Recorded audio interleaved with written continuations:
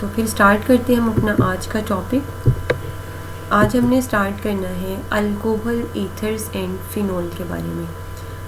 तो इसको हम 3 पार्ट्स में डिवाइड करते हैं। पहले में हम स्टडी करेंगे अल्कोहल्स के बारे में, फिर हम फिनोल के बारे में और देन हम स्टडी करेंगे ईथर्स के बारे में। लेकिन ये तीनों पार्ट्स जो हैं वो आज वाले लेक्चर में इंशाल्लाह हम कवर करेंगे। तो पहले हम जनरल इंट्रोडक्शन देख लेते हैं कि अल्कोहल, ईथर एंड फिनोल है क्या। इंट्रोडक्शन में जो मेन बात है वो ये है कि जो हाइड्रोकार्बन्स होते हैं, जो सिंपल आपके पास हाइड्रोकार्बन्स होते हैं जिनके बारे में हम स्टडी कर चुके हैं, उन हाइड्रोकार्बन्स में जब आप एक हाइड्रोजन को रिप्लेस करवा देते हैं, हाइड्रोजन की सब्स्टिट्यूशन करवा देते हैं किसी और फंक्शनल ग्रुप के साथ, तो वो डिफरेंट जो हैं वो ऑर्गेनिक कंपाउंड की क्लासेस बनती चली जाती हैं। जैसे अगर आप इस हाइड्रोजन को रिप्लेस करवा देते हैं हाइड्रोक्सिल ग्रुप के साथ, OH के साथ, तो ये बन जाता है अल्कोहलिक ग्रुप। अगर आपके पास ROR हो, यानी ऑक्सीजन के दोनों साइड पे अल्काइल ग्रुप अटैच हो, तो उस क्लास को हम बोलते हैं ईथर्स। और थर्ड जो फिनोल है, फिनोल के बारे में हमने अपने प्रीवियस लेक्चर में भी देखा था कि बेंजीन के ऊपर जब हाइड्रोक्सिल ग्रुप या अल्कोहलिक ग्रुप अटैच हो जाता है तो उसे हम बोलते हैं फिनोल। जनरल फार्मूला अल्कोहल्स का होता है ROH। ये जो R ग्रुप है, जो अल्काइल ग्रुप होता है ना आपका, ये आपके पास अल्केन्स में से भी हो सकता है, अल्कीन्स में से भी हो सकता है और एरोमेटिक भी हो सकता है, अल्काइन्स में से भी हो सकता है। यानी अगर यहाँ पे आप देखें तो CH4 जो आपका अल्केन है, ये हाइड्रोकार्बन, जब इसके हाइड्रोजन को आपने रिप्लेस करवाया हाइड्रोक्सिल के साथ तो ये बन गया मिथाइल अल्कोहल। ये आपके पास था टॉलिन जो कि एरोमेटिक कंपाउंड था। जब यहाँ से हाइड्रोजन को आपने सब्स्टिट्यूट करवाया हाइड्रोक्सिल के साथ तो ये एरोमेटिक अल्कोहल आपके पास बन गया। इसी तरह से अगर आपके पास अल्कीन्स हों तो अल्कीन के भी हाइड्रोजन को रिप्लेस करवा के आप हाइड्रोक्सिल लगा सकते हैं। इसी तरह अगर अल्काइन हो तो उनके हाइड्रोजन को रिप्लेस करवा के भी आप हाइड्रोक्सिल लगा सकते हैं। तो ये डिफरेंट क्लासेस हैं अल्कोहल्स की। और जब आप यहाँ पे बेंजीन रिंग के ऊपर अल्कोहलिक ग्रुप लगा दें तो उसे हम बोलते हैं फिनोल। तो ये मेन बात यहाँ पे यही है कि यहाँ पे जो R ग्रुप होता है, अल्काइल ग्रुप, वो अल्कीनाइल भी हो सकता है, अल्काइनाइल भी हो सकता है, एराइल ग्रुप भी हो सकता है, यानी एरोमेटिक भी हो सकता है। तो इनका जनरल फार्मूला जो एरोमेटिक अल्कोहल्स होते हैं जिन्हें हम फिनोल बोलते हैं, तो फिनोल एरोमेटिक अल्कोहल ही है एक्चुअली। तो ये उसके बाद अगर आप इसको ईथर के साथ कंपेयर करें तो वो कुछ इस तरह से होता है कि आपके पास अगर हाइड्रोजन जो है वो रिप्लेस होता जाए, यानी अल्कोहल वाला हाइड्रोजन जो है वो भी अगर रिप्लेस हो जाए फर्दर अल्काइल ग्रुप के साथ, तो वो ईथर्स बन जाते हैं। ईथर्स का जनरल फार्मूला ROR होता है। डिफरेंट तरीक़ों से ईथर्स को डिफाइन किया जाता है। या आप यूँ कह लें कि ऑक्सीजन के दोनों साइड पे अल्काइल ग्रुप अटैच होता है, या आप यूँ कह लें कि जो वाटर होता है, वाटर के दोनों हाइड्रोजन्स को हमने रिप्लेस किया होता है अल्काइल ग्रुप के साथ, तो इस क्लास को हम बोलते हैं ईथर्स। फिर बाकी वही वाली बातें जो हम पहले कर चुके हैं कि यहाँ पे डबल बॉन्ड भी हो सकता है, ट्रिपल भी, तो तीनों में हो सकते हैं। तीनों में जो आपके पास फिनोल है, फिनोल में तो डायरेक्टली ट्रिपल बॉन्ड नहीं हो सकता क्योंकि वो सिंपल एरोमेटिक जो रिंग होती है उसके ऊपर अल्कोहलिक ग्रुप अटैच होते हैं। बाकी जो 2 क्लासेस हैं ईथर्स एंड अल्कोहल, वहाँ पे डबल या ट्रिपल बॉन्ड की प्रेजेंस हो सकती है चेन के अंदर। फंक्शनल ग्रुप आइसोमर्स, तो ये जो अल्कोहल्स एंड ईथर्स हैं इनमें से इन दोनों का जो जनरल फार्मूला होता है वो सेम होता है, CnH2n+2O, but due to different functional group they are called functional group isomers. मतलब ये है कि इनका जनरल फार्मूला सेम होता है लेकिन फंक्शनल ग्रुप डिफरेंट होते हैं। ऑब्वियसली जो ईथर्स वाली क्लास होगी उनमें फंक्शनल ग्रुप ईथर प्रेजेंट होगा और जो अल्कोहलिक होगी उसमें अल्कोहल होगा, लेकिन इनका मॉलिक्यूलर फार्मूला सेम होता है। स्ट्रक्चरल फार्मूलाज डिफरेंट होते हैं, तो ये आइसोमर्स हैं। और आइसोमर्स में फिर क्या डिफरेंट होता है स्ट्रक्चरल फार्मूला में? फंक्शनल ग्रुप, तो ये जो स्ट्रक्चरल आइसोमेरिज्म की एक टाइप होती है फंक्शनल ग्रुप आइसोमेरिज्म। तो जो आपके पास अल्कोहल्स और ईथर्स होते हैं ये एक दूसरे के फंक्शनल ग्रुप आइसोमर्स में, ये भी MCQs में पूछा जा सकता है। जैसे C2H6O है तो जो आपके पास होता है इथाइल अल्कोहल CH3CH2OH, इसका मॉलिक्यूलर फार्मूला क्या बनेगा C2H6O, यानी इसमें 2 कार्बन है, 6 हाइड्रोजन है, 1 ऑक्सीजन है। और अगर आप डाईमिथाइल ईथर की बात करें तो उसका भी मॉलिक्यूलर फार्मूला सेम यही है, लेकिन फंक्शनल ग्रुप डिफरेंट है इन दोनों में। तो यूँ ये एक दूसरे के फंक्शनल ग्रुप आइसोमर्स हैं। अल्कोहल्स की क्लासिफिकेशन करें अगर हम, तो पहली बात तो ये है कि अल्कोहल्स मोनोहाइड्रिक भी होते हैं, पॉलीहाइड्रिक भी होते हैं। मोनोहाइड्रिक का मतलब ये है कि जिनमें एक ही हाइड्रोक्सिल ग्रुप होता है, और पॉलीहाइड्रिक का मतलब है जिसमें ज़्यादा हाइड्रोक्सिल ग्रुप अटैच होते हैं। जैसे ग्लाइस्ट्रोल वगैरह हम देखते हैं तो उसमें हाइड्रोक्सिल ग्रुप ज़्यादा होते हैं। तो जो आपके पास है मोनोहाइड्रिक अल्कोहल, इनको फर्दर हम क्लासीफाई करते हैं primary, secondary and tertiary alcohols में। प्राइमरी अल्कोहल कौन से होते हैं? जो अल्फा कार्बन होता है, अल्फा कार्बन बोलते हैं फंक्शनल ग्रुप कंटेनिंग कार्बन को। यहाँ पे हमारा फंक्शनल ग्रुप कौन सा? ये OH ग्रुप हमारा फंक्शनल ग्रुप है, अल्कोहलिक ग्रुप जो है। तो इस कार्बन को हम अल्फा कार्बन बोलते हैं। अगर अल्फा कार्बन मज़ीद किसी कार्बन के साथ अटैच एक नहीं है या एक कार्बन के साथ अटैच है तो इन्हें हम बोलते हैं प्राइमरी अल्कोहल्स। मेनली अगर ये एक कार्बन के साथ अटैच हो तो तभी इसको प्राइमरी अल्कोहल का नाम दिया जाता है।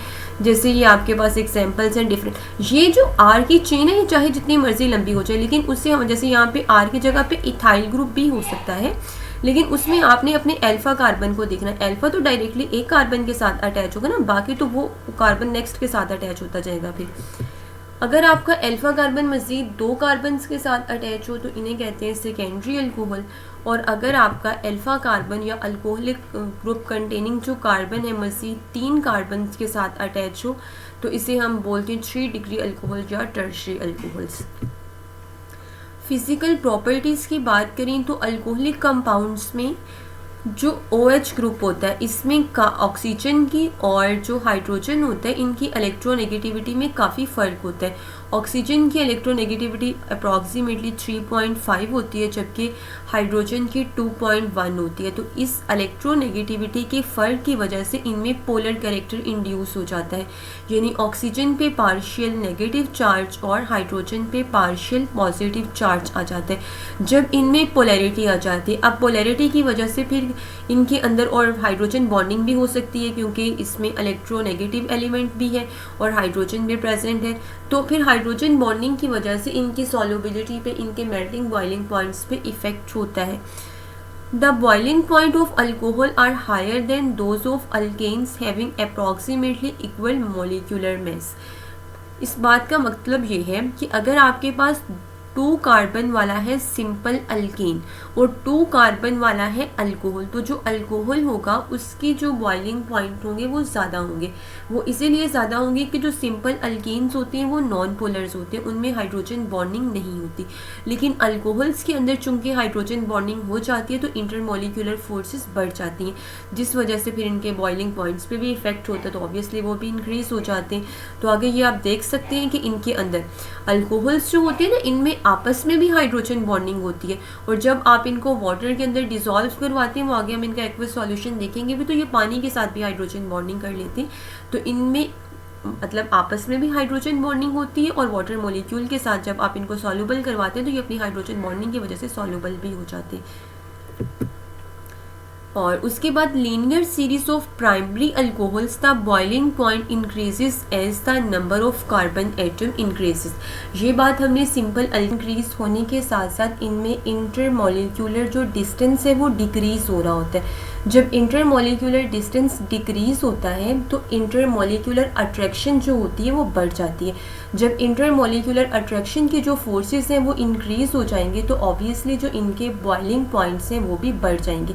यानी जैसे अल्केन्स की सीरीज़ में जैसे जैसे आप ऊपर से नीचे की तरफ मूव करते हैं बॉइलिंग पॉइंट्स बढ़ते हैं, तो इसी तरह से प्राइमरी अल्कोहल्स के अंदर भी जैसे जैसे आप सीरीज़ में नीचे की तरफ मूव करेंगे इनके बॉइलिंग पॉइंट्स भी इंक्रीज होंगे।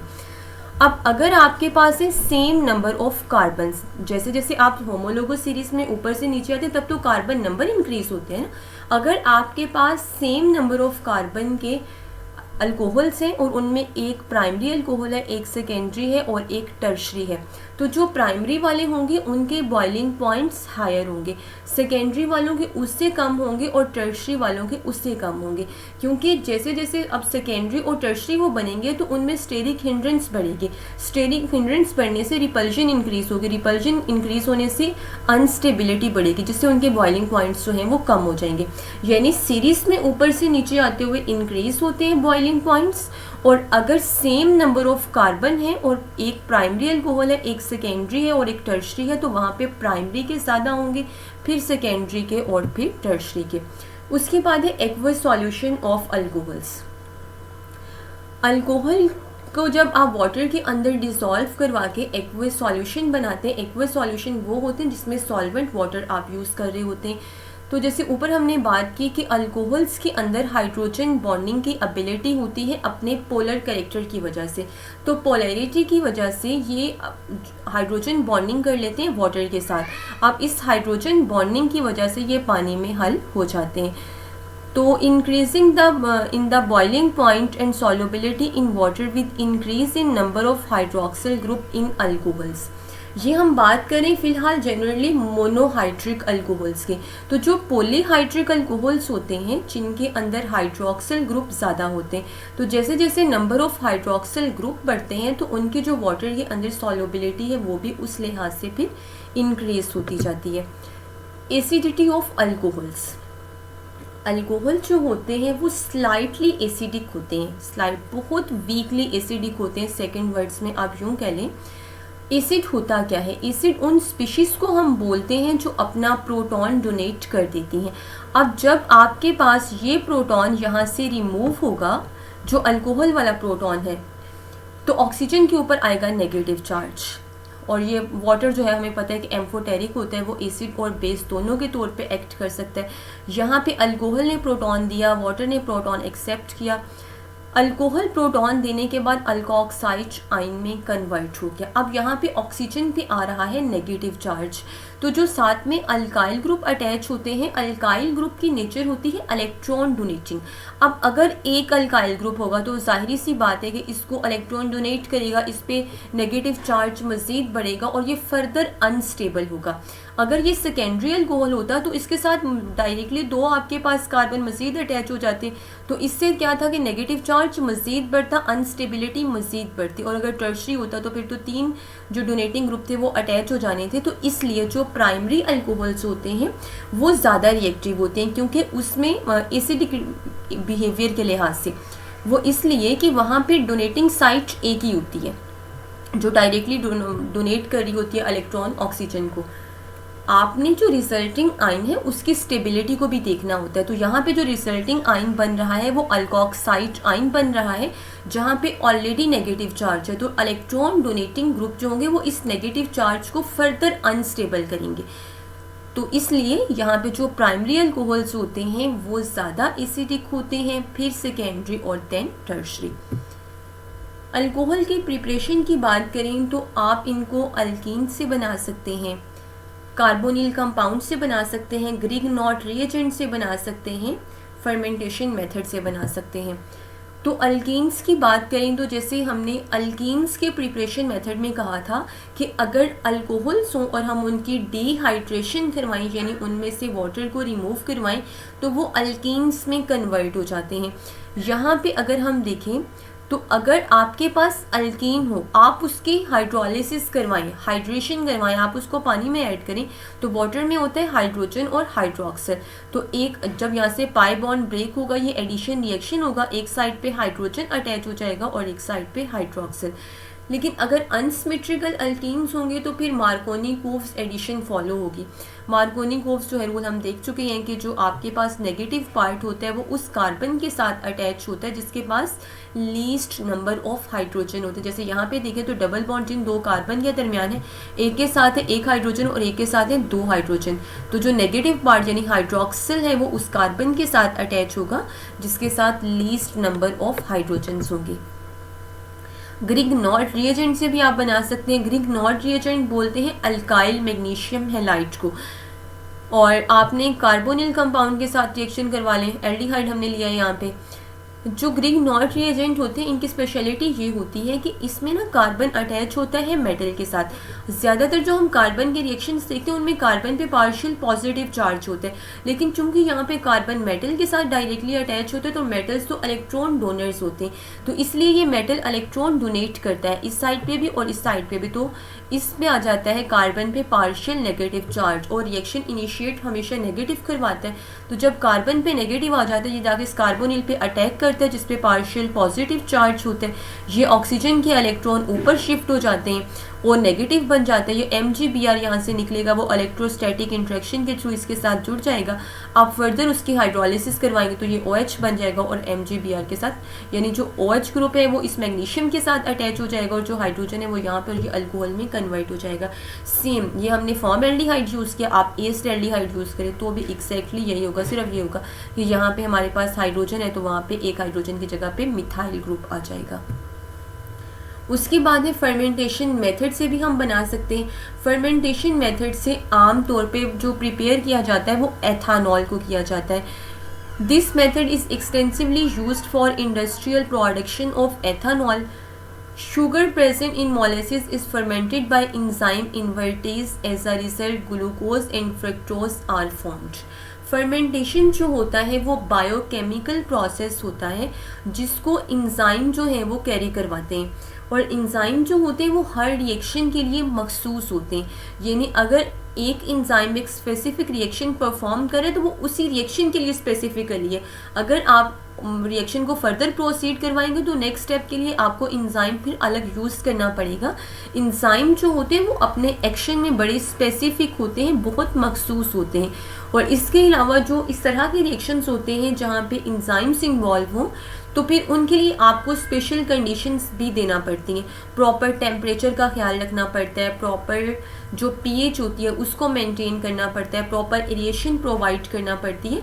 तो जो इस तरह के रिएक्शंस होते हैं तो उनके लिए कंडीशंस ऑप्टिमम चाहिए होती हैं। यहाँ पे हमारे पास है शुगर, आपने इसकी हाइड्रोलिसिस करवाई, ये ग्लूकोज और फ्रुक्टोज में कन्वर्ट हो गया, इन्वर्टेज इंजाइम ने ये रिएक्शन करवाया।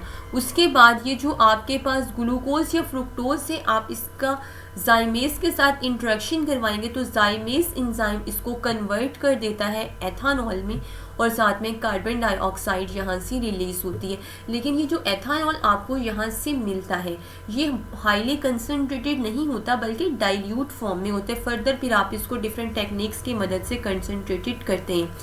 तो डिस्टिलेशन करने के बाद फाइनली जो आपको जाके मिलता है वो 95% एथानॉल होता है, लेकिन जो डायरेक्टली आपको यहाँ से मिलता है वो इतना ज़्यादा कंसनट्रेटेड नहीं होता, क्योंकि अगर हाईली कंसनट्रेटेड होगा तो फिर इंजाइम इनएक्टिव हो जाएंगे वहाँ पे।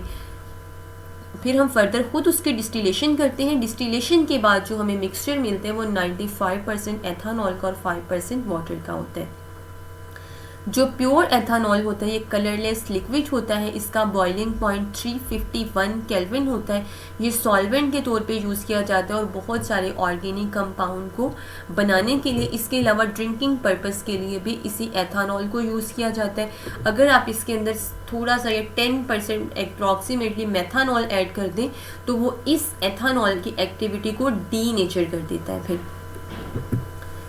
उसके बाद है केमिकल रिएक्शंस ऑफ अल्कोहल्स। तो हम डिफरेंट रिएक्शंस को स्टडी करेंगे जिनमें कुछ होंगे वो जिनमें OH बॉन्ड जो है वो क्लीव हो रहा होगा, ब्रेक हो रहा होगा, और ये OH नहीं ये CO बॉन्ड है यहाँ पे जिनमें CO बॉन्ड ब्रेक हो रहा होगा। तो इन डिफरेंट रिएक्शंस को हम स्टडी करेंगे अभी कि अल्कोहल का मेटल के साथ जब रिएक्शन होता है, एसिड्स के साथ, फिर ऑक्सीडेशन जब हम करवाते हैं हेलोजन एसिड्स के साथ, फॉस्फोरस ट्राइब्रोमाइड वगैरह के साथ, और फिर डिहाइड्रेशन ऑफ अल्कोहल के रिजल्ट में क्या बनता है। ये डिहाइड्रेशन ऑफ अल्कोहल वैसे हम पहले स्टडी कर चुके हैं अल्कीन्स के प्रिपरेशन मेथड में, और रिडक्शन ऑफ अल्कोहल से आपको क्या मिलता है।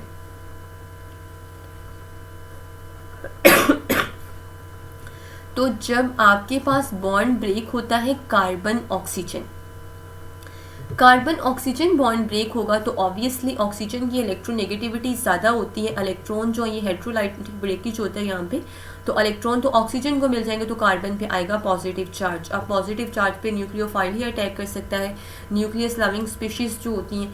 और जब आपके पास OH बॉन्ड ब्रेक होता है तो फिर इलेक्ट्रॉन्स मिलते हैं ऑक्सीजन को, प्रोटॉन यहाँ से रिमूव होते हैं, उस केस में इलेक्ट्रोफाइल अटैक कर सकते हैं क्योंकि ऑक्सीजन जिसके ऊपर नेगेटिव चार्ज है उसके साथ अटैच होना है।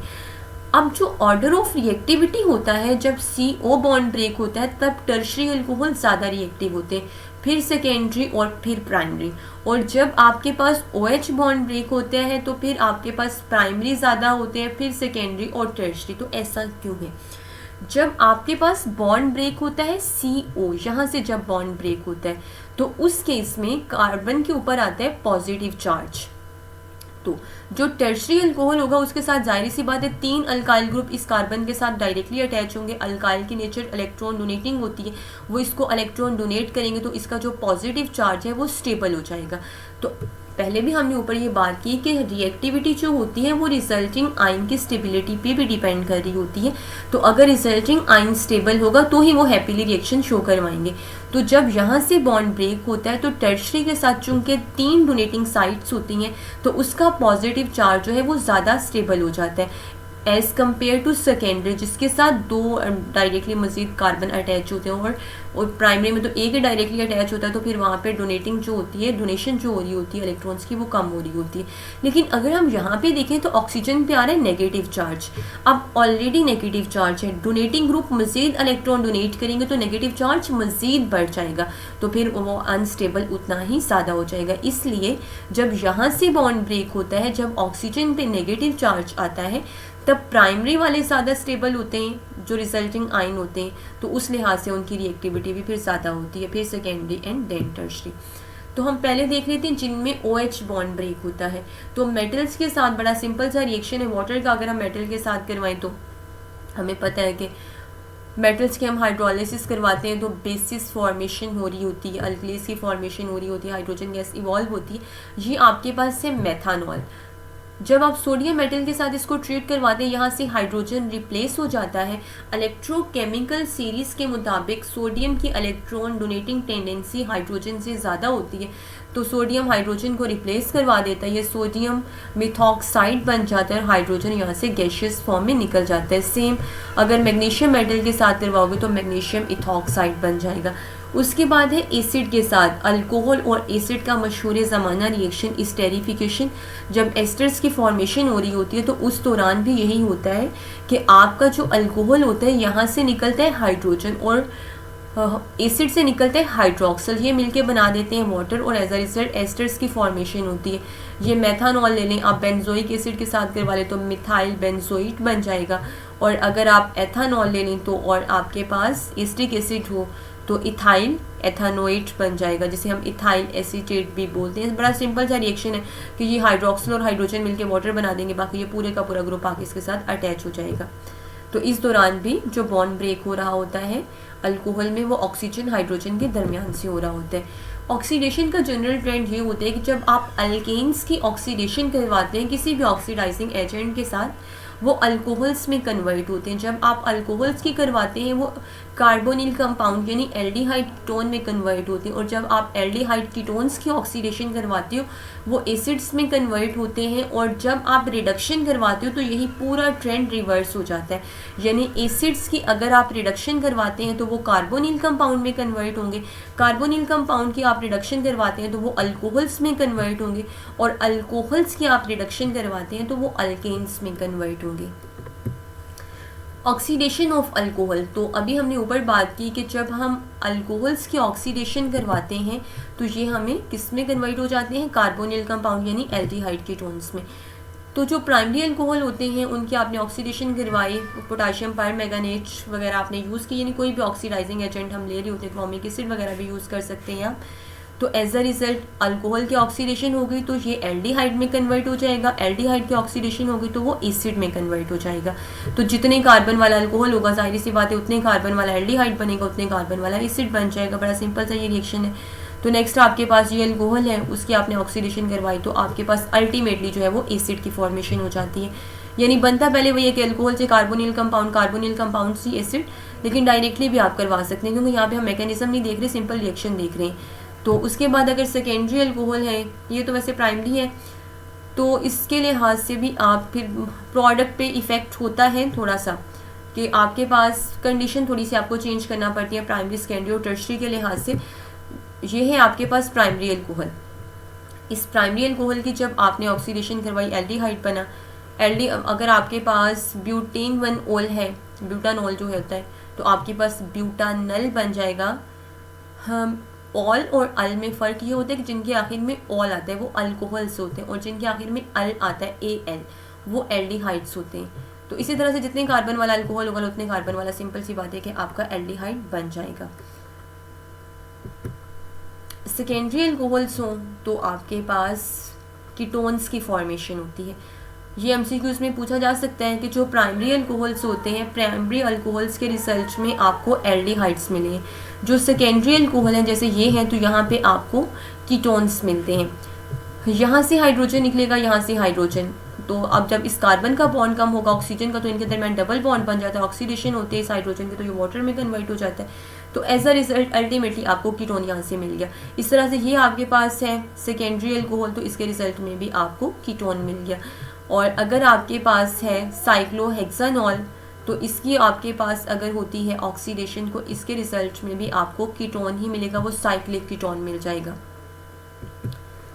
अगर टर्शरी अल्कोहल्स हों तो टर्शरी अल्कोहल्स में देखें हाइड्रोक्सिल ग्रुप तो होता है, लेकिन इस अल्फा कार्बन के पास हाइड्रोजन नहीं होता है, क्योंकि अल्फा कार्बन से हाइड्रोजन भी तो निकलना होता है ना, तभी तो इनके दरमियान डबल बॉन्ड बनता है, कार्बोनिल ग्रुप इंड्यूस होता है। तो यहाँ पे चूंकि अल्फा कार्बन के पास हाइड्रोजन नहीं होता, तो इसलिए इनकी जो ऑक्सीडेशन है वो नहीं होती, तो यहाँ पे कोई रिएक्शन आपको देखने को नहीं मिलता।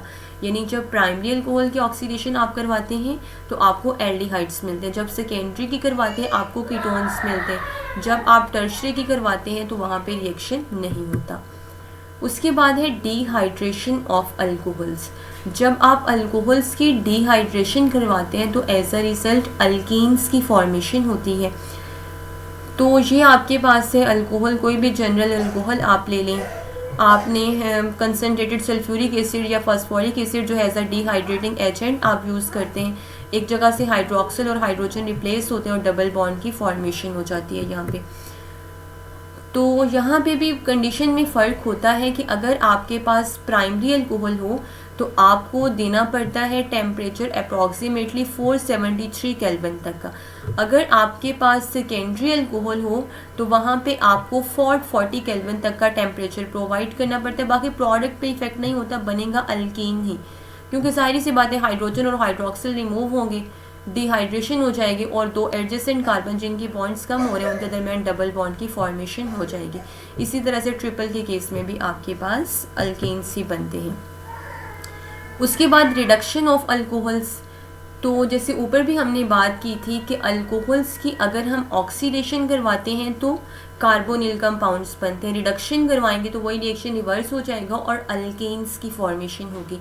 तो ये आपके पास है मेथानॉल, इसका जब आपने हाइड्रोजन आयोडाइड के साथ रिएक्शन करवाया, इसकी रिडक्शन हुई रेड फास्फोरस के प्रेजेंस में, तो आपको अल्केन्स मिल जाएंगे। जितने कार्बन वाला आपका अल्कोहल होगा उतने कार्बन वाला आपको अल्केन मिल जाएगा यहाँ से।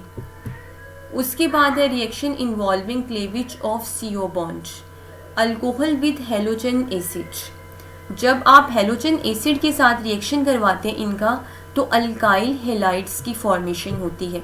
तो आपके पास होता ये कि ये OH यहाँ से निकलता है और हाइड्रोजन यहाँ से निकलता है, तो वाटर की फॉर्मेशन हो जाती है, और जब हाइड्रोक्सिल यहाँ से निकलेगा तो क्लोराइड यहाँ पे अटैच हो जाएगा, यानी आपके पास अल्काइल हेलाइड बन गया। लेबॉर्ट्री के अंदर primary, secondary and tertiary alcohol को डिटेक्ट करने के लिए भी यही मेथड यूज़ किया जाता है, इसे ल्यूकस टेस्ट भी कहा जाता है।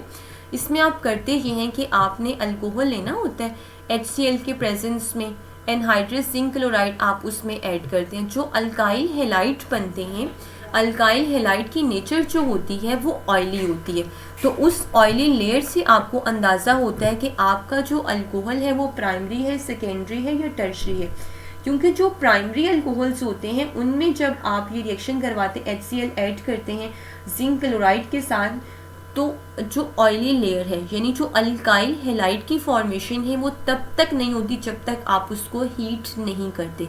जो सेकेंडरी अल्कोहल्स होते हैं उनके केस में 5 to 10 मिनट्स के बाद आपको ऑयली लेयर अपीयर होना नज़र आना शुरू हो जाती है, क्योंकि वहाँ पे अल्काइल हैलाइड की फॉर्मेशन होने लग जाती है 5 से 10 मिनट के दौरान। और अगर आपका टर्शरी अल्कोहल होगा तो वहाँ पे जैसे ही आप ये ऐड करोगे तो फ़ौरन से ऑयली लेयर अपीयर होने लग जाएगी, जिसका मतलब ये है कि टर्शरी अल्कोहल जो है वो यहाँ पे ज़्यादा रिएक्टिविटी शो कर रही हैं then secondary and then primary. उसके बाद है reaction of alcohol with phosphorus tribromide. तो फास्फोरस ट्राइब्रोमाइड के साथ भी आप ये रिएक्शन करवा सकते हैं। ये आपका अल्कोहल है, इसके रिजल्ट में भी अल्काइल हैलाइड की फॉर्मेशन होती है। तो OH यहाँ से निकलता है, फास्फोरस के साथ मिलके फास्फोरस एसिड में कन्वर्ट हो जाता है और हैलोजन यहाँ पे ऐड हो जाता है। तो एज अ रिजल्ट आपको अल्काइल हैलाइड्स मिल जाते हैं। ये जो मेथड है आगे आपने अल्काइल हैलाइड के प्रिपरेशन मेथड्स में भी आप ऐड कर सकते हैं। तो यहाँ पे आपका अल्कोहल वाला पार्ट कंप्लीट हो गया। नेक्स्ट है फिनोल। एरोमेटिक रिंग के ऊपर जब हाइड्रोक्सिल ग्रुप अटैच होता है तो इसे कहा जाता है फिनोल। इसका आइसोपेक नेम भी यही है, इसका कॉमन नेम भी यही है। उसके बाद जब यहाँ पे मिथाइल ग्रुप अटैच हो जाए तो 2 मिथाइल फिनोल, और इसका स्पेशल नेम या कॉमन नेम होता है ऑर्थोक्रिसोल। बाकी ये हमने इनके नेम जो हैं वो प्रीवियस भी लेक्चर में देखे थे कुछ, जब हमने बेंजीन वाला चैप्टर स्टडी किया था, तो ये भी कुछ कंपाउंड्स हैं और उनके जनरल नेम्स हैं, इसमें ऐसा कोई बात नहीं है। Electronic structure of phenol. Phenol के अंदर जो कार्बन ऑक्सीजन यानी ये वाला जो कार्बन जिसके साथ ये ऑक्सीजन अटैच है, इस कार्बन ऑक्सीजन और हाइड्रोजन के दरमियान सिंगल कोवेलेंट बॉन्ड है जो कि सिग्मा बॉन्ड होता है। इसमें जो कार्बन होते हैं, अब कार्बन तो सारे रिंग के अंदर प्रेजेंट है और हर रिंग के साथ डबल बॉन्ड होता है, तो इसलिए कार्बन जो होता है यहाँ पे sp2 हाइब्रिडाइज्ड होता है। जो कार्बन है वो sp2 हाइब्रिडाइज्ड होते हैं, लेकिन ये जो ऑक्सीजन है यहाँ पे ये sp3 हाइब्रिडाइज्ड होता है। और कार्बन ऑक्सीजन हाइड्रोजन का जो बॉन्ड एंगल होता है वो 109 होता है।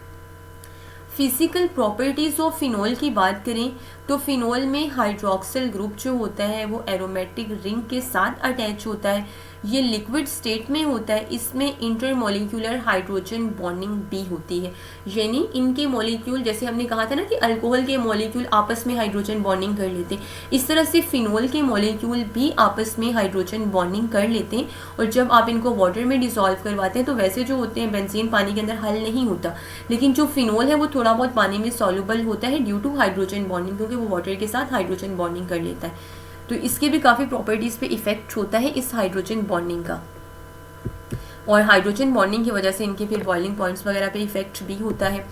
Some ortho substituted phenol like ortho nitrophenol has lower melting point and less solubility in water than its meta and para isomer. ये इंपॉर्टेंट बात है कि जो आपके पास होता है ऑर्थो वाला आइसोमर, उसकी मेल्टिंग पॉइंट्स भी कम होते हैं, वो पानी में सॉल्युबल भी नहीं होता। वो इसलिए नहीं होता कि वो आपस में इंट्रामोलिक्यूलर हाइड्रोजन बॉन्डिंग कर लेता है।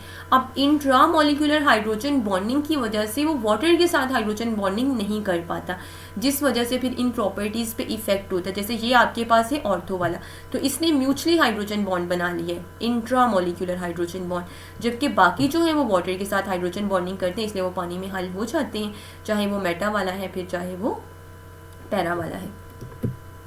Acidity of phenol. Aqueous solution of phenol changes blue litmus paper into red. जब आपने एक्वस सॉल्यूशन लिया फिनोल का, आपने उसमें ब्लू लिटमस पेपर को ऐड किया, जो सबसे सिंपलेस्ट मेथड होता है टेस्ट करने का एसिडिटी के, तो लिटमस पेपर ऐड किया, वो रेड में टर्न हो गया, जिसका मतलब है कि ये फिनोल एसिडिक होता है।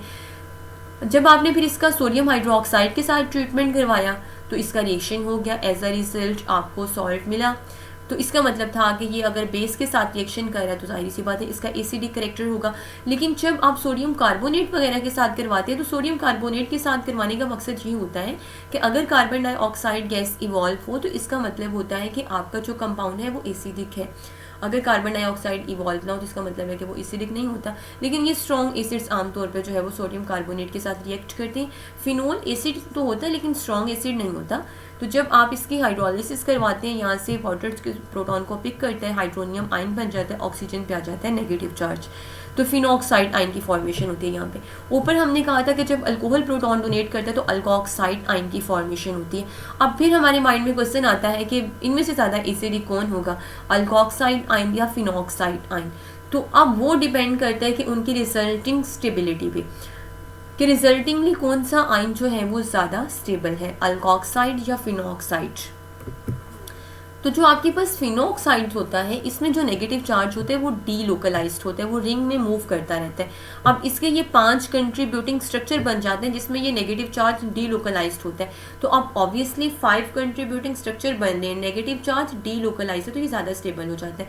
जबकि जो दूसरा आपके पास होता है नॉर्मल अल्कोहल या एलिफेटिक अल्कोहल, उनमें जो नेगेटिव चार्ज है वो लोकलाइज्ड होता है, इसलिए aqueous solution of phenol is more acidic then alcohol. Preparation of phenol की बात करें तो फिनोल को आप डिफरेंट मेथड से बना सकते हैं। 2 प्रोसेस होता है, ये बाय नेम रिएक्शन है, तो ये भी आप लोगों ने अच्छे तरीके से याद रखना है। इंडस्ट्रियल प्रोडक्शन जो है फिनोल की, वो आमतौर पे 2 प्रोसेस से ही की जाती है। इसमें आप लेते हैं क्लोरोबेंजीन, उसको ट्रीट करवाते हैं सोडियम हाइड्रोक्साइड के साथ, 633 केल्विन का आप टेम्परेचर अप्लाई करते हैं और 300 बार का प्रेशर अप्लाई करते हैं। एज अ रिजल्ट आपके पास ये ONA ग्रुप जो है यहाँ पे अटैच हो जाता है, यानी सोडियम फिनॉक्साइड की फॉर्मेशन होती है। दूसरा सोडियम, ये 2 मोल आपने लिए हैं, तो दूसरा इस क्लोरीन के साथ मिलकर NaCl और वाटर की फॉर्मेशन आप हो जाती है। तो जो सोडियम फिनॉक्साइड बनता है, इसमें फिर फर्दर आप HCl ऐड करते हैं। आप HCl ऐड करते हैं, ये NaCl बन जाता है और ये ऑक्सीजन जो के साथ फिर हाइड्रोजन ऐड हो जाता है, ये OH बन जाता है। तो ये फिनोल की फॉर्मेशन यहाँ पे हो जाती है। लेकिन यहाँ पे एक मसला होता है, वो मसला ये होता है कि रिएक्शन 100% तो नहीं हो जाता सिंगल स्टेप में। तो अभी आपकी रिएक्शन मिक्सचर में कुछ क्लोरोबेंजीन पड़ी होती है, कुछ सोडियम फिनॉक्साइड पड़ा होता है, तो ये आपस में रिएक्ट करके तो ये करते हैं कि यहाँ से NaCl निकलते और ये फिर ईथर्स की फॉर्मेशन होने लग जाती है, जिससे आपकी यील्ड जो है वो कम हो जाती है फिनोल की। तो इस प्रॉब्लम को टैकल फिर क्यों किया जाता है कि आप खुद से पहले से इंट्रोड्यूस करवा देते हैं उसके अंदर फिनॉक्सीबेंजीन या डाइफिनाइल ईथर भी इसको कहते हैं। तो जब आप खुद से अपने रिएक्शन मिक्सचर में डाइफिनाइल ईथर ऐड कर देंगे, तो ली-चैटलियर प्रिंसिपल के मुताबिक हम पढ़ चुके हैं कि अगर आपके पास कोई भी अगर ये प्रोडक्ट की कंसंट्रेशन भी ज़्यादा हो जाएगी तो रिएक्शन रिवर्स हो जाएगा और फिनोल जो है अल्टीमेटली उसकी फॉर्मेशन ज़्यादा हो जाएगी। उसके बाद एक क्यूमेन प्रोसेस, इस क्यूमेन प्रोसेस में आप बेंजीन लेते हैं, उसका प्रोपीन के साथ ट्रीटमेंट करवाते हैं, एज अ रिजल्ट क्यूमीन की फॉर्मेशन होती है। क्यूमेन बोलते हैं आइसोप्रोपाइल बेंजीन को। उसकी फर्दर ऑक्सीडेशन होती है तो क्यूमीन हाइड्रोपर ऑक्साइड बनता है। वो हाइड्रोपर ऑक्साइड जो है फर्दर उसमें से जो कीटोन है वो रिमूव हो जाता है और एज अ रिजल्ट फिनोल आपको मिल जाता है। तो यहाँ से जो एसीटोन आपको बाई प्रोडक्ट के तौर पे मिलता है, इसके अपने बहुत सारे यूजेस होते हैं। और आपकी जो दूसरी मेजर प्रोडक्ट है फिनोल, जिसको बनाने के लिए आपने ये रिएक्शन करवाया था, phenol from sodium benzene sulphonate. Sodium benzene sulphonate से भी ये आप करवा सकते हैं। आपने बेंजीन लिया, आपने उसकी सल्फोनेशन करवाई, बेंजीन सल्फोनिक एसिड बना, उसका फिर फर्दर ट्रीटमेंट करवाया आपने सोडियम हाइड्रोक्साइड के साथ, सोडियम सॉल्ट बन गया यानी सोडियम बेंजीन सल्फोनेट। उसके बाद फिर वैसे रिएक्शन होता है कि आप सोडियम हाइड्रोक्साइड के साथ ये ट्रीटमेंट करवाते हैं इसका, तो वही सोडियम फिनॉक्साइड बनता है, जैसे वो भी आपने ऊपर देखा था 2 प्रोसेस में। उसके बाद सोडियम फिनॉक्साइड जो है फर्दर आप उसमें HCl ऐड करते हैं तो वही NaCl निकल जाता है और ऑक्सीजन के साथ हाइड्रोजन ऐड हो जाता है। In 1890 this method was developed first of all in Germany for production of phenol. Diazonium salt से भी आप बना सकते हैं। तो पहले आप एनिलीन का रिएक्शन करवाते हैं नाइट्रस एसिड के साथ, एज अ रिजल्ट आपको मिलता है डाईएजोनियम सॉल्ट या डाईएजोनियम क्लोराइड भी इसको बोलते हैं, बेंजीन डाईएजोनियम क्लोराइड। उसके बाद फिर इसमें से नाइट्रोजन गैस जो है वो इवॉल्व हो जाती है, HCl निकल जाता है। आपने इसमें वाटर ऐड किया होता है, जब आप इस डाईएजोनियम सॉल्ट में वाटर ऐड करते हैं, आप इसको हीट करते हैं तो ये फिनोल में कन्वर्ट हो जाता है और नाइट्रोजन N2 और HCl इसमें से रिमूव हो जाता है। ये डिफरेंट ईथर हैं और उनके आइसोपैक नेम, उनके कॉमन नेम, और वो सिमेट्रिकल ईथर है या अनसिमेट्रिकल ईथर है। तो फिनोल के बाद अब जो नेक्स्ट पार्ट है आपका वो ईथर्स वाला है। तो ईथर्स का जनरल फार्मूला हम स्टार्ट में इंट्रोडक्शन में देख चुके हैं कि ROR, यानी ऑक्सीजन के दोनों साइड पे अल्काइल ग्रुप होते हैं और वो अल्काइल जो है वो सिंपल भी हो सकते हैं, एरोमेटिक भी हो सकते हैं। इनका जो जनरल नेम होता है वो अल्कोक्सी अल्केन होता है। जैसे ये आपके पास है दोनों साइड पे यहाँ पे तो मीथेन अटैच है, तो ये हो जाएगा मिथॉक्सी मीथेन, और कॉमन नेम इसका डाईमिथाइल ईथर हो जाएगा। अब चूंकि इसमें दोनों साइड पे यानी आप ROR को R1 और R2 कह लें, तो अगर दोनों अल्काइल ग्रुप सेम हो तो वो सिमेट्रिकल ईथर्स होते हैं। तो ये सिमेट्रिकल है क्योंकि दोनों अल्काइल ग्रुप सेम है, दोनों मिथाइल है। नेक्स्ट में एक मिथाइल है एक इथाइल है, तो वो अनसिमेट्रिकल हो जाएगा। और इसका नेम अब जो आपने लार्जर साइड होगी ना, जैसे एक साइड पे मिथेन है और एक साइड पे मिथाइल ग्रुप, एक साइड पे इथाइल, जो इथाइल वाला फिर आपने उसको पेरेंट कंसीडर करना है, यानी जो लार्जर होगा तो वो इथेन की कैटेगरी में आ जाएगा, जैसे इथेन बन जाएगा। और ये जो आपके पास हो गया मिथॉक्सी इथेन। इसी तरह से आप नेक्स्ट अगर देखें तो इसका स्पेशल नेम एनिसोल होता है, लेकिन मेथॉक्सी बेंजीन भी इसको कहते हैं। ये मिथॉक्सी ग्रुप अटैच है और साथ में बेंजीन, तो इथॉक्सी बेंजीन, फिनॉक्सी बेंजीन। बाकी अगर आपके पास डबल बॉन्ड आ जाए तो जैसे वहाँ पे हमारे पास आखिर में आता था अल्केन, अल्कोक्सी अल्केन था, तो फिर अगर डबल बॉन्ड आ जाएगा तो अल्कोक्सी अल्कीन हो जाएगा, और अगर ट्रिपल बॉन्ड आ जाएगा तो अल्कोक्सी अल्काइन हो जाएगा। तो उसके रिस्पेक्ट में ये इनके कॉमन नेम और इनके आइसोपैक नेम यहाँ पे गिवन है, बड़े सिंपल से, इसमें कोई ऐसा मसला नहीं है। और बाकी टाइप में ये है कि सिमेट्रिकल है या अनसिमेट्रिकल, तो जहाँ पे दोनों अल्काइल ग्रुप सेम होंगे वो सिमेट्रिकल होगा, जहाँ पे डिफरेंट होंगे वो अनसिमेट्रिकल होंगे। इलेक्ट्रॉनिक स्ट्रक्चर की बात करें तो कार्बन ऑक्सीजन सिग्मा बॉन्ड होता है, sp3 हाइब्रिडाइजेशन होती है, बॉन्ड एंगल 111.7 का होता है। फिजिकल प्रॉपर्टीज ऑफ ईथर की बात करें तो for equal molecular mass containing alcohol and ether have lower boiling point than alcohol because in ether intermolecular hydrogen bonding are not present। जो ईथर्स होते हैं ये आपस में हाइड्रोजन बॉन्डिंग नहीं करते, जैसे आपने फिनोल में देखा था कि इंटरमोलिकुलर हाइड्रोजन बॉन्डिंग हो जाती है। आपने सिंपल अल्कोहल्स में देखा कि वहाँ पे भी मॉलिक्यूल अल्कोहल के आपस में हाइड्रोजन बॉन्डिंग कर लेते हैं, लेकिन जो ईथर्स होते हैं इनमें हाइड्रोजन बॉन्डिंग मॉलिक्यूल आपस में नहीं कर पाते। जब वाटर में ऐड करते हो तब वाटर के अंदर इनके लोअर मेंबर सॉल्युबल हो जाते हैं ड्यू टू हाइड्रोजन बॉन्डिंग, लेकिन इनके मॉलिक्यूल की आपस में हाइड्रोजन बॉन्डिंग नहीं होती, जिस वजह से इनके फिर बॉइलिंग पॉइंट्स वगैरह पे इफेक्ट होता है, तो बाकियों से फिर इनके कम हो जाते हैं।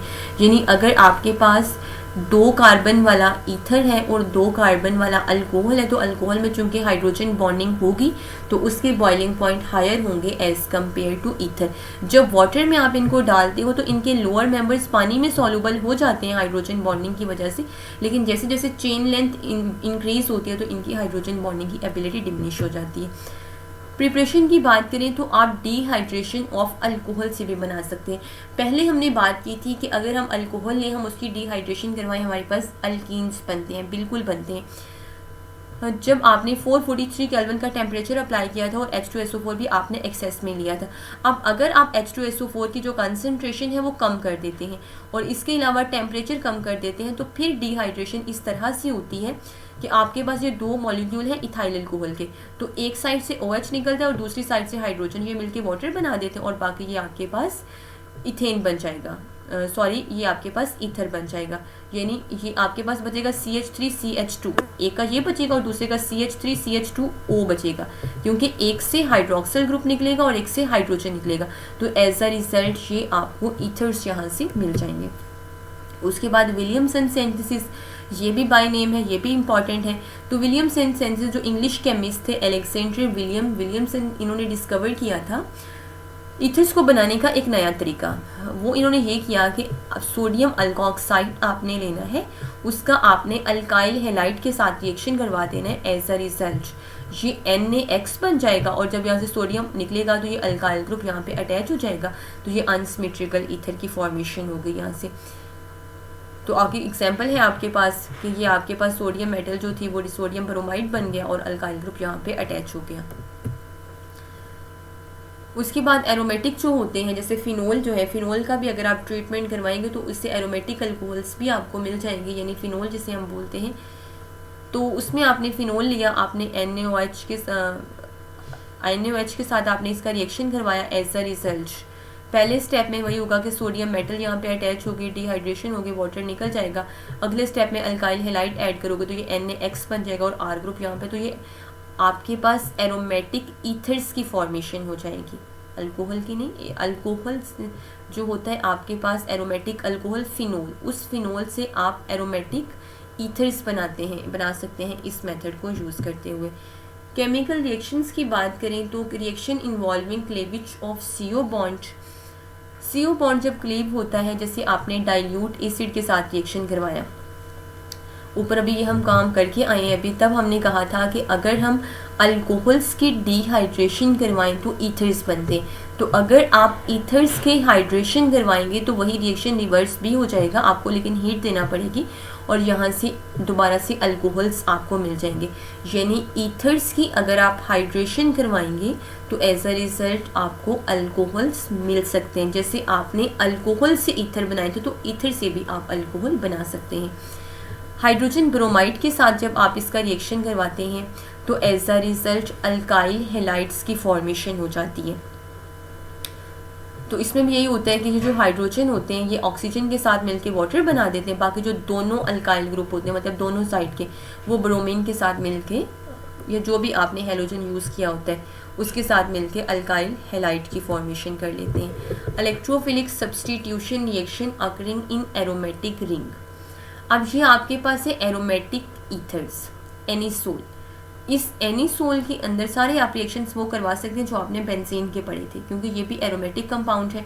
आप इसकी नाइट्रेशन करवाएंगे तो आपको ऑर्थो नाइट्रो एनिसोल या पैरा नाइट्रो एनिसोल मिलेगा। वो इसलिए क्योंकि ये जो OCH3 ग्रुप होता है इसकी नेचर भी इलेक्ट्रॉन डोनेटिंग होती है, तो ऑर्थो और पैरा पे इलेक्ट्रॉन डेंसिटी बढ़ जाएगी, तो as a result product majorly आपको ये मिलेगी। अगर आप इसकी ब्रोमिनेशन या हेलोजिनेशन करवाते हैं तो भी आपको या ऑर्थो ब्रोमो एनिसोल मिलेगा या पैरा ब्रोमो एनिसोल। इसी तरह से आप फ्राइडल क्राफ्ट रिएक्शन भी यहाँ पे परफॉर्म कर सकते हैं, आप अल्काइलेशन भी करवा सकते हैं, इसाइलेशन भी। तो ये टोटली मैकेनिज्म वही है जो जनरल बेंजीन के रिएक्शंस में हम देख चुके हैं। बस फ़र्क ये है कि वहाँ पे हमने सिंपल बेंजीन लिया था, तो यहाँ पे आपने एरोमेटिक ईथर ले लिया है, एनिसोल ले लिया। ये भी एरोमेटिक कंपाउंड है, तो रिएक्शन का मैकेनिज्म टोटली इसका भी वही होगा। उसके बाद है कुछ अदर कन्वर्जन्स। तो अगर आपने 1-methoxy 2-नाइट्रोबेंजीन एंड 1-methoxy 4-नाइट्रोबेंजीन बनाना हो सोडियम फिनॉक्साइड से, तो आप बना सकते हैं। ये सोडियम फिनॉक्साइड है, आपने इसका रिएक्शन करवाया अल्काइल आयोडाइड के साथ, तो एज अ रिजल्ट हुआ क्या हुआ ये कि यहाँ से Na इस I के साथ मिलकर सोडियम आयोडाइड की फॉर्म में अलग हो गया और ये जो आपका अल्काइल ग्रुप था वो यहाँ पे अटैच हो गया, ये एनिसोल बन गया। अब इस एनिसोल की फर्दर आप नाइट्रेशन करवाएं तो आपको ऑर्थो नाइट्रो एनिसोल और पैरा नाइट्रो एनिसोल मिल जाएंगे। ऑर्थो नाइट्रो एनिसोल को ही 1-methoxy 2-नाइट्रोबेंजीन भी बोलते हैं, और आपके पास दूसरा पैरा वाला भी आपके सामने है जिसको 1-methoxy 4-नाइट्रोबेंजीन भी बोलते हैं। इसी तरह से आप एथानल भी बना सकते हैं एसिटिक एसिड से। ये सिंपल सी बात है। ऊपर जो जनरल हमने ट्रेंड देखा था कि अगर एल्डिहाइड के हम ऑक्सीडेशन करवाएं तो एसिड्स बनते हैं, एसिड्स की रिडक्शन करवाएं तो एल्डिहाइड्स बनते हैं। तो अब आपने एल्डिहाइड बनाना है, एसिड से बनाना है, तो ऑब्वियसली आपको रिडक्शन करवाना पड़ेगा। कोई भी रिड्यूसिंग एजेंट आप यूज़ करेंगे, एज अ रिजल्ट आपको अल्टीमेटली जो एथानल है वो मिल जाएगा। आपने उतने कार्बन वाला एसिड लेना है जितने कार्बन वाला आप प्रोडक्ट बनाना चाह रहे हैं। एथानल में 2 कार्बन होता है, तो आपने इनिशियली एसिड भी 2 कार्बन वाला लेना है। रिड्यूसिंग एजेंट के साथ रिएक्शन करवा के आप ये रिएक्शन कैरी करवा सकते हैं। उसके बाद आपने ब्रोमो इथेन बनाना है एथानॉल से, तो इसमें भी पहले आप अल्कोहल लें, अल्कोहल के बाद आपने उसकी एथानॉल, तो आपको बताया कि आपने एथानॉल से बनाना है, तो पहले स्टेप में आपने उसको कन्वर्ट किया है अल्कोहल को ईथर्स में। उसके बाद जैसे अभी हमने ऊपर बात की थी कि अगर हम हेलोजन एसिड के साथ रिएक्शन करवाएंगे तो as a result alkyl halides हमें मिल जाएंगे, तो वही अल्काइल हेलाइड हमने बनाना है। उसके बाद प्रोपेन 2-ol फ्रॉम एथानल। अब एथानल यानी अल का मतलब होता है एल्डिहाइडिक ग्रुप, एल्डिहाइडिक से हमने अल्कोहलिक बनाना है, तो यहाँ पे भी आप इसकी रिडक्शन भी करवा सकते हैं। इसके अलावा आप ग्रीक नॉट रिएजेंट के साथ भी इसका करवा के रिएक्शन करवा के इसको हासिल कर सकते हैं, जैसे ऊपर हमने किया भी था कि हमने एथानल के साथ और मेथानल के साथ, यानी हमने फॉर्मल्डिहाइड और एस्टल्डिहाइड के साथ देखा था रिएक्शन, तो बिल्कुल वैसे ही ये एस्टल्डिहाइड है, इसका आप ग्रिग्नॉट रिएजेंट के साथ रिएक्शन करवाएं, अल्टीमेटली आपको अल्कोहल मिल जाएगा। नाइट्रोबेंजीन आपने बनाना है फिनोल से, तो पहले आपने फिनोल से नाइट्रोबेंजीन बनाना है, तो फिनोल आपका रिएक्टेंट है। पहले आप इसका जिंक पाउडर के साथ ट्रीटमेंट करवाएंगे, जिंक यहाँ से ऑक्सीजन के साथ मिलकर जिंक ऑक्साइड बन जाएगा, ये हाइड्रोजन यहाँ पे ऐड हो गई, इसको स्टेबल कर देगा, ये बेंजीन बन जाएगा। उसके बाद आप इसकी नाइट्रेशन करवा लें, नाइट्रेशन से आपको नाइट्रोबेंजीन मिल जाएगा। तो यहाँ पे आपका ये जो चैप्टर था ये कंप्लीट हो गया है।